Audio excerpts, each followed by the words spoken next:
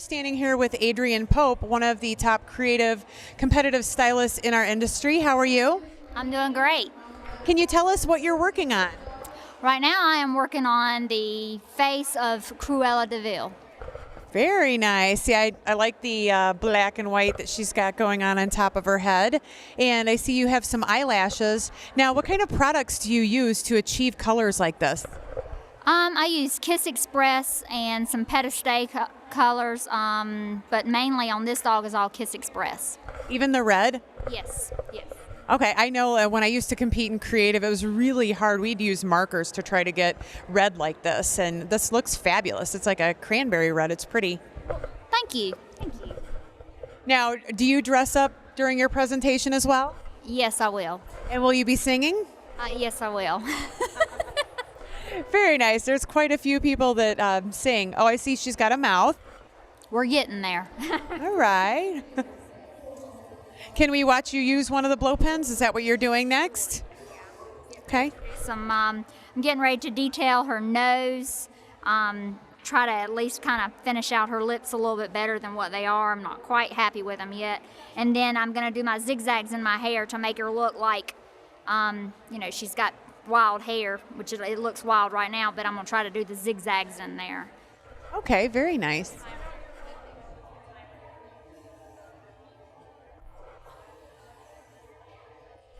Now the product you are using, got to be glued. Got to be glued.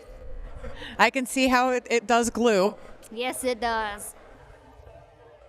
Okay, so it looks like she just puts the blow pen up to her lips and you just apply the color like that. Yeah, but I ain't got enough hairspray on it, so. So you need hairspray to set the color. Oh yes, you got to have the hairspray. Like right there, it's sprayed out. It's not a fine line. And if it's not stiff enough, then it's the blow pens, it looks like it sprays out, because the closer you get to the coat, the more detail you can. If you're too far away from the coat, it sprays out and it messes you up. Okay. Well, that's good to know for any future creative stylists out there.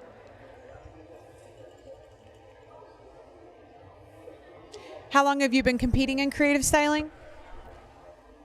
I would say I've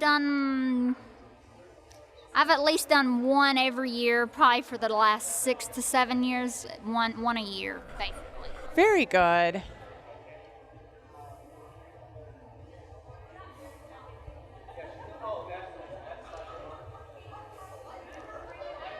Now you can see she's trimming around the mouth, adding finer detail.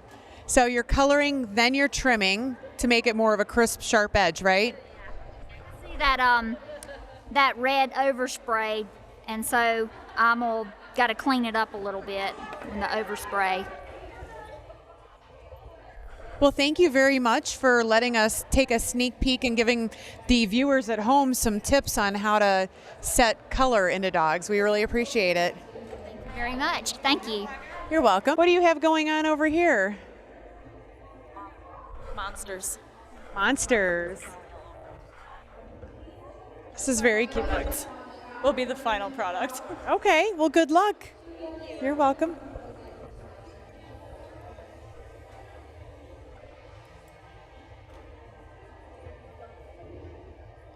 Okay, Sandy, we've come on over to see what you're doing. Can you come on around this side?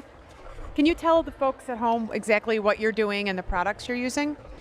I'm making leaves. This is a thistle plant, so I'm just making them all spiky. I'm actually using Got to Be Glued hairspray and Elmer's Glue School Glue. This all rinses out with warm water. And it's all non-toxic too, right? All non-toxic. Good. So, just spray in between the leaves, and then take a little bit of the glue on your fingers, separate some hair out, and twist it, and you have a leaf. And you just do that 100 more times. Very pretty. It's easy. It's fun. It's therapeutic. Oh no, it definitely is. Very nice. And I like what you have going on. We can take a look down here around the bottom of the foot, the flower. That's really cute. This is another thistle down here. It's all sprayed and glued into place. A little bit of glue on the ends here and everything else is sprayed. Very nice. Well, thanks for letting us peek in. What's your name? Christine Travato. And what kind of creative styling motif do you have today? I'm doing Jaws 3D in Poodle Vision. Poodle vision. I had smell-o-vision earlier I was talking about. So is this Jaws over here? It's gonna be. Okay. Very nice. Well, good luck. You're welcome. Well, hello there. How are you? Good, thanks. Did you use a curling iron on the top of your poodle's head? I did. Very nice. What's your theme? It is an inchworm counting the marigold. Oh, cool. Well, I'm looking forward to seeing the final finished product. Good luck. I'm going to use blow pens and airbrush and glitter to add all my color. And then when I get to this one, I'm going to shape it and pup feathers. It was nice enough to let me have some feathers. And then we're going to make the little fins out of the feathers. I'm going to put those in with crimp beads. Since I flew and didn't bring my stuff, aren't those? So those will be nice little fins. Come around to this side. It almost looks like maybe fishing lures or something. Little fly fishing lures. Tail's going to be a fishing lure, and then there's going to be a fishing lure on the other side, and this is going to be a bass coming out. And this is the stump, and this is waves, and then this will all be waves. This fish is supposed to be like jumping up out of the water. Very cool. And I'm going to attempt to do this without making a big mess. Angela, Daryl said the closest thing he's found is a catfish. That would probably work. Is it thin? You find a solid black one? Now, what kind of color have you used on him? The blue and the green and the yellow are Avatar. The brown is Kiss Express. And the brown actually has some growth. I done that at Pet Quest, but if I would have re-dyed it, it would have been too dark to go back and shadow. So I just left the growth because I'm going to go in and shadow it with the airbrush. Wow, all right. You're pretty talented with the airbrush. I've seen you in the contest ring. I try. And this little invention here is something my vet's working on for me. We put a marker in here. Instead of having the blow pens, you put the marker in. So that may be in my way a little bit. That's nice. I'd like to see that. I don't know if I have any markers with me, but I'll try. The hardest part of this is getting your airbrushes lined out. And I brought a table cover. Let's see if we can get this. Test it out on yourself and then the table first. How long have you been competitive creative styling? I've been competing for 10 years. And I know you've taken many covers of Groomer to Groomer magazine and won lots of awards. What's the most memorable award that you've won? The past 2 years getting the Barkley Honors for Creative Stylist of the Year. So those were pretty nice. And what's the favorite cover? My favorite cover would have to be my Coonhound. That was my favorite cover. That was hilarious. I remember judging that contest and watching your song. It was done for a point. Yes, it was. Do you want me to tell the story? Or Yeah, tell the story. Tell the people at home. I done the Coonhound and I sang that song because a girl got on Facebook and said that I was barbaric because I hunt and that I couldn't be an animal lover and hunt. So I did a coon hunting theme and I wrote a song about it and dedicated it to her. There you go. Because I do love animals, but I still love to hunt. So, Well, I don't hunt, but I fish, and I love animals as well. And I think that, to each his own. And back in the day, that's what we had to do to get our food. And if you can still live off the land, then more power to you. that's my theory. And if you don't do it, fine, more power to you too. Right. So, you like fishing. Why aren't you judging today? Because I'm doing Groomer TV this weekend. Yeah, I want to know, Todd Shelley, when I'm doing Groomer TV, why I don't have a smog that says Groomer TV on it. Just saying.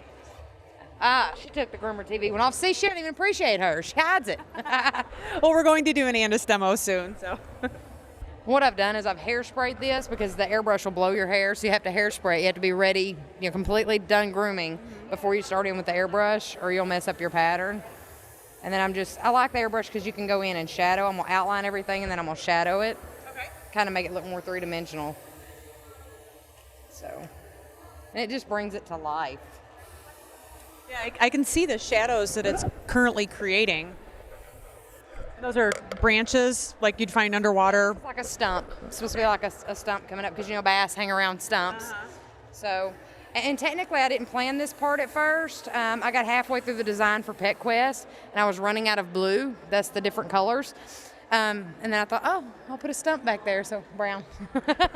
Nice. Some little aliens, yes? Is that what you got going on? You guys got a lot of different techniques going on over here. Lots of bright colors. Creatures everywhere. Now, what kind of dyes did you use to get the colors? These were Manic Panic and Scribbles. And how long have you been working? How long have you been working on this style?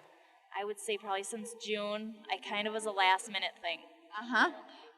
These girls work for like years on these, and I just at the last minute said, I'm going to try it. So. Well, it's adorable, that's for sure. Oh, we've got Elvis here. This one's super cute. Let's see if we can get Serena over here so you can see our little Elvis dog.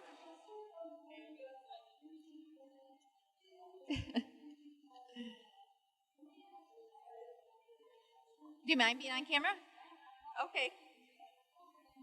How long have you been working on this style?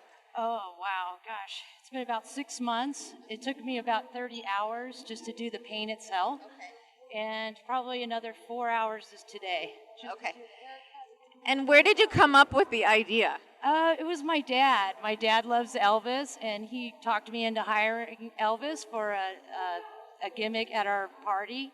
And ever since then, I thought, oh, what a great concept, you know. My dad loved it, and the dog really seems to fit the trim. He really actually seems to be very excited about it, and he seems to really be happy. yeah, this is so great for him because he gets so much attention, and he loves to be on the table. What's his name? Mr. Pierre. Elvis, obviously. Yeah, Elvis, but his real name is Mr. Pierre. But yeah, he is Elvis for the show. Well, he's absolutely beautiful, and good luck. Thank you. All right, I'm going to hop over here and see if I can get some information on these butterflies.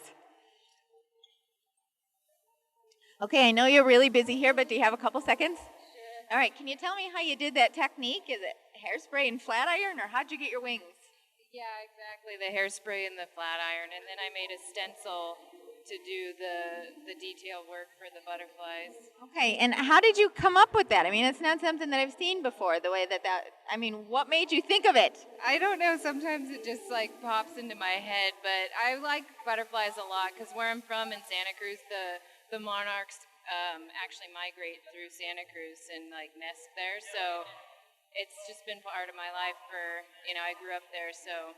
The one on the head is absolutely adorable. I just absolutely love it. Where did you come up with the theme, the whole idea in your head? I mean, how long has it taken you? Well, I think about it all year. I come up with a good idea, and then I develop it through the year, and sometimes even change things at the last minute. So, yeah. So when did you start this look?